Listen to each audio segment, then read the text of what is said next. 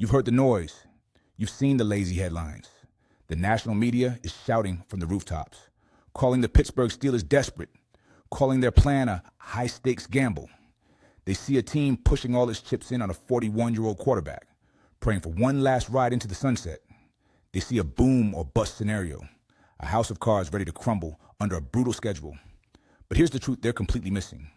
What they see as a desperate, one-year gamble is actually a meticulously crafted, multi-year blueprint for domination. This isn't a gamble at all. It's a master plan, orchestrated by a front office that is playing chess while the rest of the league is playing checkers. The national media sees a one-year window closing fast. But those of us who are paying attention, we see a bridge year, a brilliant strategy designed not just to win now, but to build a juggernaut that will dominate the AFC for the rest of the decade. This isn't about 2025 being the end. It's about 2025 being the perfect beginning. Every single move, from the blockbuster trades to the calculated departures, has been a deliberate step toward building a team that is not just competitive now, but is perfectly constructed for the real prize, a future franchise quarterback. In this video, I'm pulling back the curtain. I'm going to break down the three core pillars of this hidden blueprint, proving that the Steelers aren't gambling, they're building. This is the insider's guide to the real plan in Pittsburgh.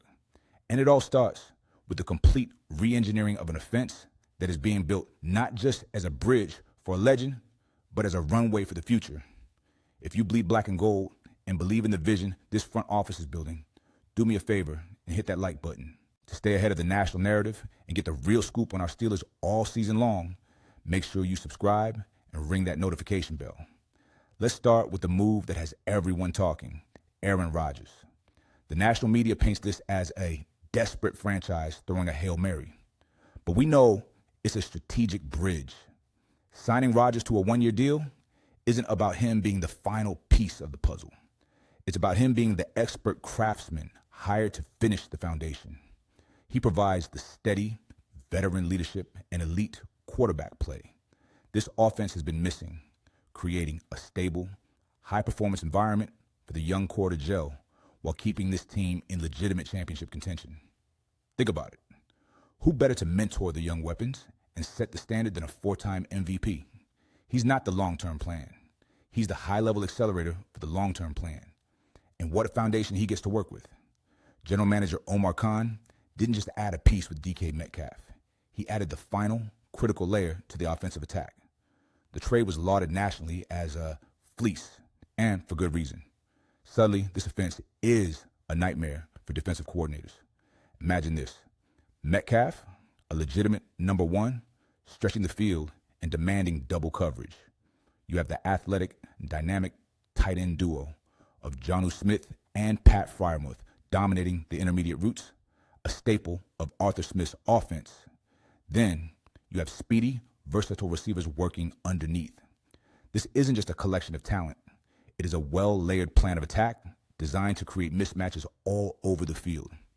This new identity is also why letting go of Najee Harris wasn't a loss. It was a strategic pivot. It was a calculated move to evolve. By bringing in Kenneth Gainwell, Arthur Smith gets a back who perfectly fits his zone running scheme, creating a more dynamic and versatile run game that complements this multi-layered passing attack. This move wasn't about losing a player. It was about gaining schematic coherence. But the true genius, the absolute core of this blueprint, is the long-term investment in the offensive line. Let the media wring their hands over the anxieties around Broderick Jones, because moving him to his natural left tackle spot is the correct, forward-thinking decision for his development. He and the other foundational pieces on this line aren't just hired guards to protect Aaron Rodgers for one season. They are the cornerstones being forged in the fire of a playoff run, being hardened and polished to protect a top-drafted quarterback in 2026. The criticism of OL coach Pat Meyer is ridiculously short-sighted. He's been tasked with developing the single most important unit for this team's long-term success. And now, finally, he has the elite blue-chip pieces to mold. This offensive evolution isn't about getting back to scoring 22.4 points per game. It's about building a sustainable, high-powered offensive machine ready-made for a young superstar. Building an offense this powerful is only half the battle. To truly dominate, the front office made a controversial move on defense that signals a complete philosophical shift designed to counter the modern NFL. On the surface, letting key defensive players walk and investing heavily in one position might look shocking. The national media predictably asked, "What are they doing?" But I'm telling you, it was a masterstroke of foresight from Omar Khan. The front office correctly identified a fundamental shift in the modern NFL. The league is dominated by the quick passing game. So they made a deliberate choice. Instead of spreading resources, they targeted a specific weakness with a game-changing weapon. Signing Darius Slay to a 1-year, $10 million deal wasn't just adding a big name. It was a move to create one of the league's most formidable and intimidating cornerback rooms. Slay is the key. He is a prime age veteran who brings championship DNA, proven ball skills, and the swagger this secondary needs. His ability to erase an opponent's top receiver on an island, to play physically at the line of scrimmage, directly maximizes the impact of the team's best player, TJ Watt. With Slay locking down one side and an ascending Joey Porter Jr. on the other, quarterbacks will have nowhere to go with the football, holding it just long enough for Watt and Highsmith to feast. This move allows defensive coordinator Terrell to finally get aggressive and move beyond the vanilla schemes we saw too often last season.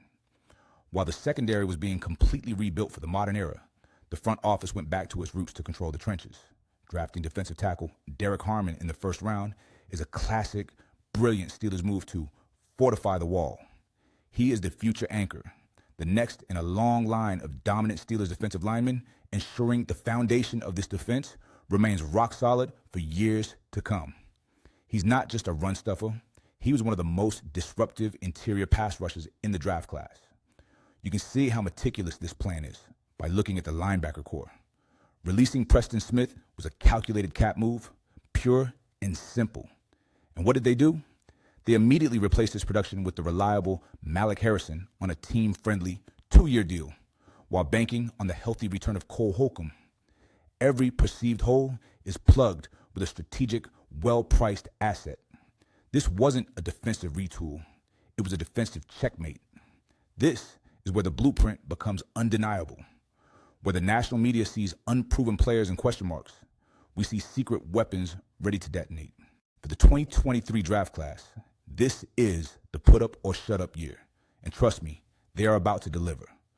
Broderick Jones at his natural position, an ascending Joey Porter Jr., and a dominant Keeanu Benton aren't questions anymore.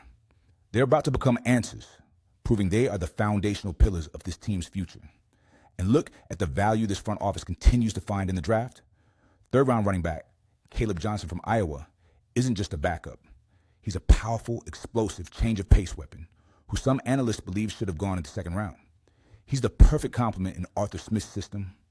Fourth-round linebacker Jack Sawyer from Ohio State isn't some long-term project. He's high-value pass rush depth who had an elite pressure rate in college and is ready to contribute immediately, learning from the best in Watt and Highsmith. But the true hidden gems, the players generating major insider buzz, are the ones you need to watch closely. Keep your eyes on Roman Wilson, the explosive slot receiver whose development could make the whole WR2 debate completely irrelevant by midseason.